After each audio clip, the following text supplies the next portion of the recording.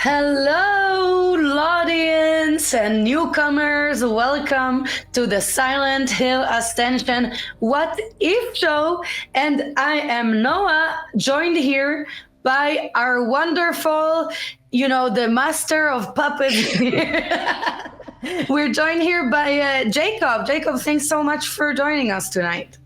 I'm really excited to be the latest judging auntie. Yay! I can't wait to judge everybody in the audience. I am absolutely Layla's permanent replacement here. Yes, so please enjoy the judginess. I think secretly Jacob has been wanting not to be the CEO, just be the judgy CEO. But okay, if you ask any of our staff, they will tell you I'm the judgiest auntie of all of us. I heard this rumor. Anyway, production, can you please throw the round of show? Okay, thank you. You're reading my mind. Okay, so we're gonna watch together the premiere of bonus scenes every Monday at 5:40 p.m. Pacific time on this What If run. And we'll start over in Norway. Then we're gonna move over to Pennsylvania. By the way, not sure where it's cold there. I don't know, maybe equally cold. One place is definitely darker parts of the year and also lighter. I don't know.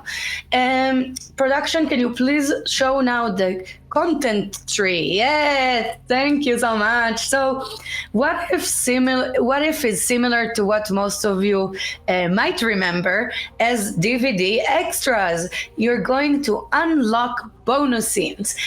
We made a lot of extra content, and you deserve to see it. We all do. We worked hard. I paid for it. They might as well see it. So exactly. There you go. We're really taking your money and running. And so the choices for the week will be made available for the full week. Once these close, playlists of the winning extra scenes will be made available. The trunk of the content tree represents the sum of the decisions for the canon run of Silent Hill Ascension. So during What If, we are visiting branches as we go, as we work our way up the trunk. I don't know why y'all gotta you're just asking for it. I don't know, with the trunks and all that. Well, I do want to mention that, as you remember, and thanks to you, audience, we did win 2 Webby Awards. Woo! And Stefan came to collect them. He is at the award show right now. Otherwise, I would have forced him to come here into the studio. But yeah, they're picking up the award as we speak. Yay! And what a fine award it is. I'm so happy. I can't wait to display. I don't really get one, but theoretically I would love to display it. Do you think it looks like a spring or a slinky? I thought it was is it a microphone? Is that what it's supposed to be? Like either a spring or a slinky to me. I want to let it go downstairs by itself. It's true. It might. The thing is that I don't really see anything. I always see kind of blurred things. So I'm used to thinking it's the most appropriate. I'll be it's I'm used to making sense out of yes, blurred we know fingers. You often have the most appropriate comments and exactly. Absolutely true. I try to keep it appropriate. I am doing this work pro bono. Just kidding. I warned everybody in advance that I'm going to be saying this. Okay. Let's throw to our first feature. We will look at the key scenes that will air for Norway. So we will be looking at The Vial, which is where the scandalo really began in the canon run. I don't have a fan, so I'm using Pyramid Head's sword. Right, so you're using fandom instead of a fan. Yeah, I'm using fandom. It's very dangerous, actually. Okay, perfect. So we have... careful. We're not liable, okay? I'm not liable for any of this. Okay, so The Vial is where Astrid returns to the farm to find her aunt Mette posing up to her father Carl. No longer a sad old wet man, eh? And then we have control of the substance. Although the family has reunited, tensions only grow between Carl, Mette, and Astrid. So we are going to see really the beginning of the scandal, and the amazing shade between an aunt and her niece, right? That's really the point of these scenes. Well, I think we will look now at the decisions that we made for Norway. So, production, can you please put up the decisions? Thank you so much. And I'm going to try, does it say rude words? Because it's very, I'm trying to read what's appropriate. Okay, thank you so much. So, decision number 1 here is, where will Carl have Mette sleep? That's where the chaos began last time, because last time in the canon run, y'all went with Eddie's farmhouse. Now, what if the choice one is at the ice hotel? Then the second decision. So she's basically getting a bucket of ice to cool her feverish mind. She has no business in the home this time. She's going to cool off on the ice. Second decision here is, how will Astrid deal with Mette's morphine? Now we know Mette Kevorkian, we remember what she was intending on doing with this, but in the canon run, you chose that Astrid will tell Carl, which was the redemption option. Now in the what if, now y'all chose bully Mette into telling Carl, which is the suffering option. So again, no more. And the far more entertaining option. Yeah, it's a scandal for sure. I feel like it's more scandal right now. What these two decisions really get across is two kind of key things. One, that a lot of the way in which the canon story went was driven by people's desires for characters' end goals at the end of the day, which is to say they always headed toward redemption, and now we're going to see some of the more interesting paths. But two, a lot of the core way in which we did these decisions was to make you ask yourself, what kind of character do I want these people to become? Should Astrid be a nice person? Should she be a bully?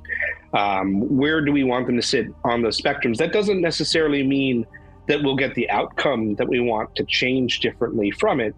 But it means that who this person is and what kind of character they become changes drastically based off of the words they use and the way in which they interact with other people. So I think that these two scenes are very good examples of how those paths can change over time. Right, exactly. So no more passive kind of like, no more Astrid victim. It's more like Astrid is now victimizing. Yes. Which is quite exciting. And we wanted to see that, like I know I wanted to see this, a completely different side of our girl. I see Leonardo S5 is saying, it's nice that we can all be here. Production is the coolest too. Agreed. Woohoo. Thank you, Sohil. Thank you, Chris. Thanks, everybody, and Felipe. Love you guys. Thank you. Even though you bully me sometimes and you like to shame me in public, but that's okay. That's part of the fun. Okay, so speaking of production, it's time to premiere the Norway scene. So let's go there and we'll be right back here afterwards.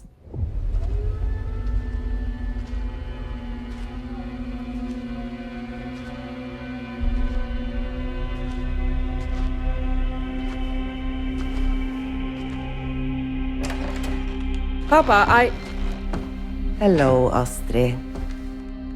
Mette. I was just leaving. Carl and I decided things were too hectic around here. But I'll be close by at the hotel. You like sleeping on ice? It's better this way. Oh, well, it's a shame you can't stay here, Aunt Mette. But let me help you with your bags. Oh, that's not necessary. I can take that. This is morphine. I am a nurse. This is highly regulated. Why would you carry this with you? You know what it's like to work in a hospital. Did you know one day I somehow came home with a used scalpel? Mama had traces of morphine in her system when she died. Yes, because Carl had been administering it. She died because of her illness. I think Papa should know about this. But why? It will just make him upset. Aunt Mette? Astrid, I don't care for your tone of voice right now. Astrid? Is that you? In here. Astrid's just helping me with my bags.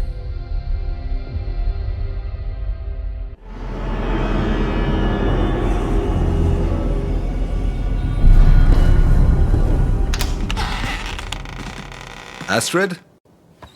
Mama, I'm bored in the car. Is it all right if I give the boy a sweet?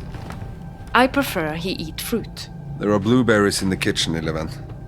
But stay away from the sandkaker. Astrid and I are working through some disagreements. Papa is trying. I give him credit. How was the ice hotel? Not too cold, I hope. It's fine. I'm sure Leo's being a wonderful host. Just drink a bit of warm vodka before bed. It'll ward off the chills. Thank you for the tip. Perhaps we can all sit down for a big family dinner tonight. It's a shame Britt isn't here. That sounds lovely, but... But Mette and I need a moment alone first. We do? Just give us a few minutes, Papa. I'll be in the kitchen. Have you told him yet? About what? The morphine. What else would I be talking about? Astrid, let me explain. You're going to tell him you brought a controlled substance into this house. The drug that killed my mother. Or there will be hell to pay. You know, I don't think I've ever noticed how much you look like your mother. Her spitting image. And like Mama, you don't want to make me angry. So just tell him. You two done in there? I need help in the kitchen. Be right there, Papa. Lord. Lordy Lord. I like this Astrid so much more. I kept saying and I kept complaining that people were picking the redemption options. It's the least interesting option. This Astrid is so much more intense and kick-ass. Look, if you caught your aunt with the medicine that kind of killed your mother, and it looks like there's some sort of weird love triangle conspiracy going on there where she's been giving the thing that you've been suspicious about that she shouldn't have access to her sister. It's all sorts of screwy here. Of course you're going to be angry. Like, this Astrid acts like I would expect a person to act. Right. She's being a real ass. Astrid. Yes, she's being a real Astrid. Just kidding. I think it's justifiable. And okay, so I can't, because like, you know, there was so much shade being thrown. There was so much sassiness. It's really hard to like track it, like from the moment. Well, first of all, we have Orson going, you know, we're getting rid of the child. Okay, this is adult time. Give him fruit, by the way, not candy. Which I also agree with. You know, our girl Astrid really is coming to her own now. And then we have basically a really sassy encounter. She's like, oh, that's Astrid is like to Mette. She's like, oh, that's too bad that you're not staying here. Let me help you with your bags. So sassy. And then for some reason, I thought Carl was being a bit catty there too, because it was like, just drink warm vodka. I never even tried warm vodka. Is it a thing? I have no clue. I hope not. But I like, this is a much more interesting and realistic family dynamic, in my opinion. And imagine if this was the Astrid that we had known all along throughout the show. We probably would have thought differently about her. And if you think about this from the perspective of, like, if these were actors giving takes in a film, and you had one actor giving a take that she gave just now in this suffering choice versus the redemption's choice, like, they would be, you know, impersonating a completely different character than the one that they had in their head, right? And so if you think about the things that our actors, our voice actors, had to go through where they were giving 3 different renditions of different scenes and how hard that is to do. And then they also don't know which one of these characters is going to become the character that audiences see. It's very different than the way in which traditional television goes up until now. So it's been one of the amazing things about this series that has never been done before, where you, the audience, is choosing who those characters become over time. So I really enjoyed this because, again, from my perspective, this is how that family should have reacted in the first place to the situations that came up. Right. I feel the same way. And I also, it's kind of like we made our actors live in everywhere, everything all at once situation. They had to live in 3 different timelines of the characters. Correct. And put themselves in, I guess, I was going to say 3 different shoes, but I guess it's 6 different shoes or 3 different pairs of shoes. Unless, maybe, I don't know, like some people missing an eye, some people missing a leg, all good. We love everybody. And so let's throw to Pennsylvania.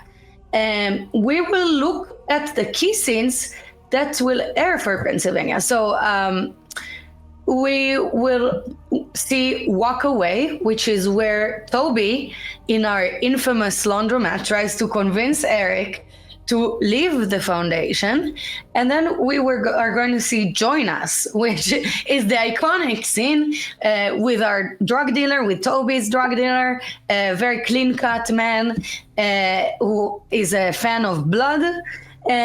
So with the help from his dealer, Rachel finds Toby and attempts to recruit him into the Foundation, the very same one that his sister lost her life in.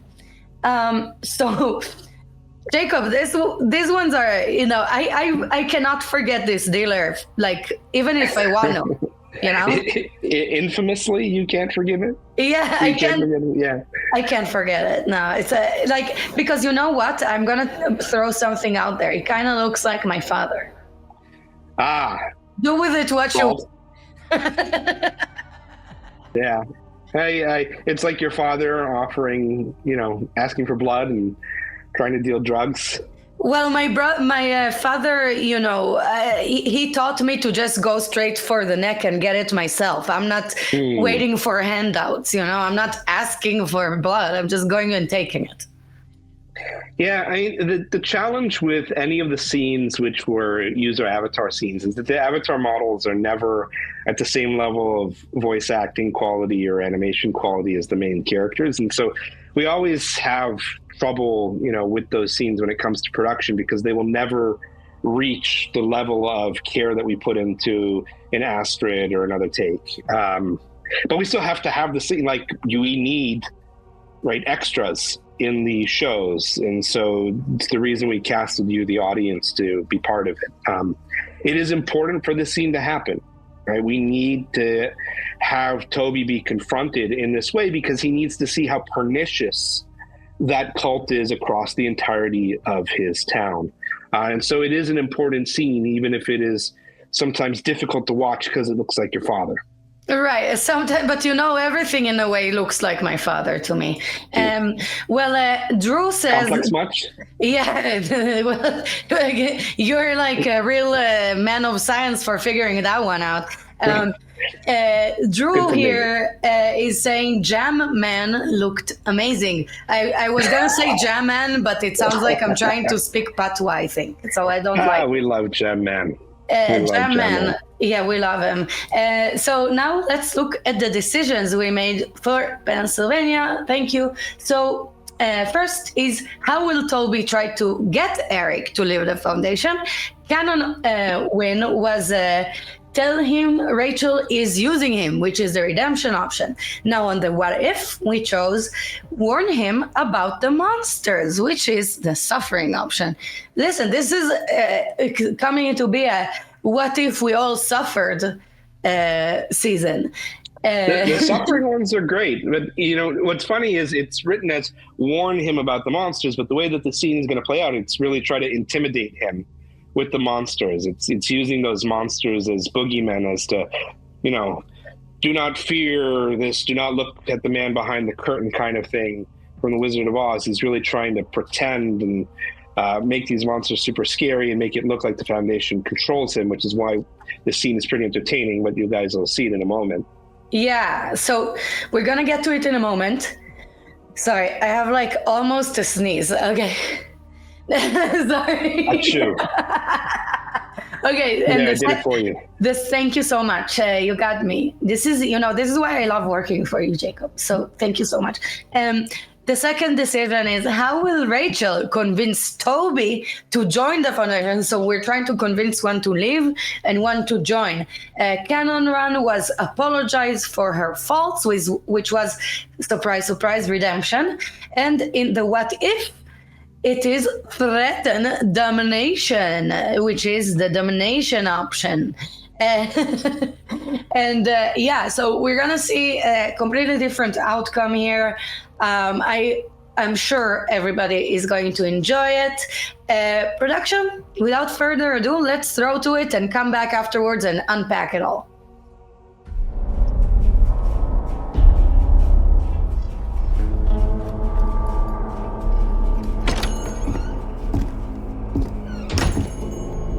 Look, I got something I need to say. We've been friends a long time. We've seen some shit. Some of it we caused. But there's some crazy shit going down at the Foundation. There were things I saw there. Things they brought here that are gonna kill everyone we know. I don't know what happened that night, but I trust my wife, so I trust the Foundation. You're fucking hopeless, man. You all deserve each other. Well, I really hope you change your mind about all this.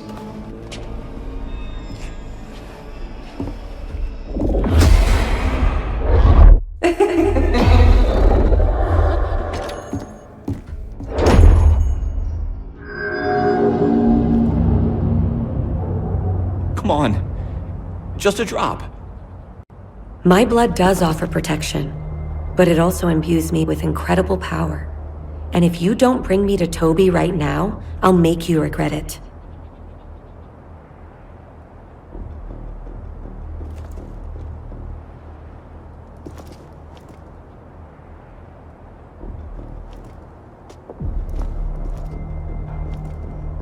No, god damn it, no! Lost in the fucking fog for hours, and now this! I got nothing else to say to you, Rachel! Toby, wait! Don't listen to her. She's a witch. Don't I fucking know it? Toby, wait! For what? Huh? What am I waiting on? My sister's dead. This town hates me. What could you possibly have that's worth me waiting for? I think you should join us. The cult that murdered my sister wants me to join them. Did you honestly believe you could escape us? The Foundation? Businesses? Police? We control everything. And those visions you're having, the monsters, we can make them worse. The only way out is in. Join us. On behalf of me and my dead sister, fuck you. Toby, wait!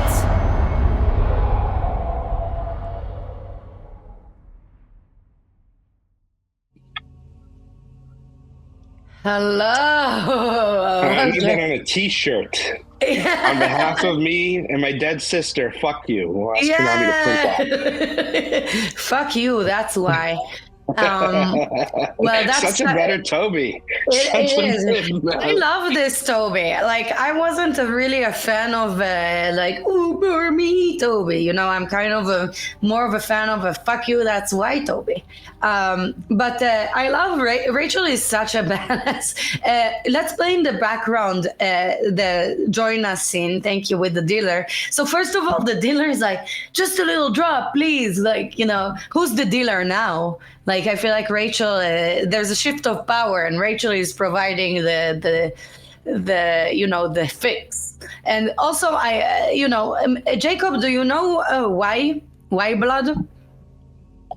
I don't. Okay, because I don't really know, but I'm recommending to the audience not to do this because it's dangerous, and I don't know, you can get all kinds of illnesses. Then we Yeah, have... no, definitely don't do that. But I love how, like, the moment that Rachel sees Toby, that guy becomes basically, she's like, get out of here. I'm going to go and threaten the hell out of him. The whole blood thing was a scam. We're done. We're good. Now I'm going to go and threaten Toby. I love it. She did something that I would do. She was like, my blood is very powerful, so I don't know if you want. Great. I'm a witch. Ooh, fear me. Yeah. Oh my God, so scary. But I love, I love everybody's really giving their full sassiest selves. And I love also, like you said before, this scene is important because Rachel is basically saying that they control everything. Yeah, and she's totally lying. She's bullshitting Toby to get him to, because she obviously can't control the monsters or Joy would still be alive, right? So she's making stuff up that she doesn't understand for the purpose of intimidation, which is why this is such a much more interesting scene. She's suddenly multi-dimensional, which she's a lot less of when you guys keep picking the redemption option. I'm not angry or bitter about that whatsoever, clearly. No, I love the redemption one because I feel like I don't know that people would have been attached to Toby as much if he was such a sassy little kitten in the beginning. But I really enjoyed the canon run. I enjoy all of it, really, because how many times in life do you get to go back and see what would have happened if you did something else? I know I lie awake in my coffin at night, or actually during the day, and think of all the things I should have, could have, would have said.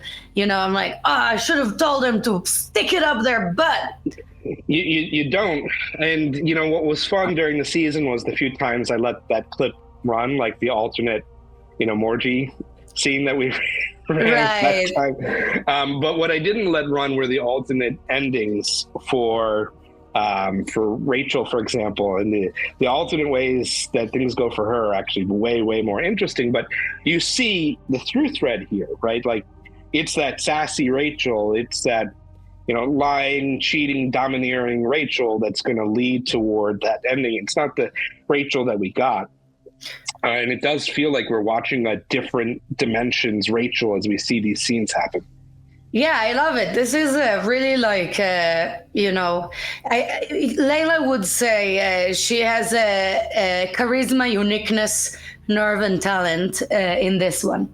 Layla, shout out. Congrats on your new path, by the way. She's in a nice farm up north and no harm came to her. Love you, Layla. So we are nearing the end of tonight's What If show. So let's recap. We had everybody giving us charisma, uniqueness, nerve, and talent. We had a lot of sass, a lot of ass, not so much class. I don't know. Ass, I mean in Astrid, because this is my new thing right now. I love saying Astrid. But yeah, so we had Astrid not taking no shit from her aunt. She's basically bullying her and she's saying like, I'm like my mother. So you say I remind you of my mother? I'm going to remind you of my mother if you don't back off, go sit on your ice and calm down. So we saw that happening. We also saw Pennsylvania. We saw Toby trying to get Eric to leave, while Eric's wife, Rachel, is trying to get Toby to join with our beloved drug dealer who reminds me of my father. So now, production, can you please put on the scene the next one? Thank you so much. You are really, Sohail, you're amazing. You're like a mind reader. So all the what if scenes will be available in our episode section. And the puzzles are available for influence points. And I love me some puzzles. I have a lot of I need to calm these nerves down. I'm stressed out, okay? And the puzzles calm me down. So the What If show takes place every Monday, 5:40 p.m. Pacific time. So please join us again next week. I'm going to be here for sure. Maybe I'm going to be able to bully Jacob into joining. No, hopefully Eduardo feels better. Yeah, Eduardo, sending you lots of love. I hope you recover. Really, you're an amazing captain, and I hope I didn't take our ship too much astray without your loving guidance. But anyway, this is about time. So, Jacob, any parting words? Hey, I'm excited for what you guys pick for next week. I'm looking forward to it, and I hope to be back in the viewer's side of things that time. Yeah, and thank you so much for covering for Eduardo while he takes his much needed and deserved rest. So thank you so much. Thank you, audience. I love you all, really, for reals. And I will keep judging you with Eduardo, Jacob, whoever you throw my way. I will be here at Judgy Auntie for you, by the people, for the people. So I'm very proud to have been a temporary Judgy Auntie. You did amazing, Jacob. Thank you so much. You killed it. I was very judgy. You were Super amazing. Judgy. Well, it's more of it's the essence, it's the vibe. I've been judging our audience from the very beginning, so you're the original Judgy Auntie. We're just walking in we're on the shoulders of giants here. Judging and complaining about the redemption arc for the 5th time tonight. There we go. It's okay, we need it's a good cop, bad cop. It's okay. I'm not sure who's the good cop and the bad cop in this situation, but there are definitely Judgy Aunties. Anyway, thank you so much, audience. I'll see you next week on Monday. Meanwhile, I hope you have a wonderful week, and make sure you make the right decisions, because in life there is no what if season.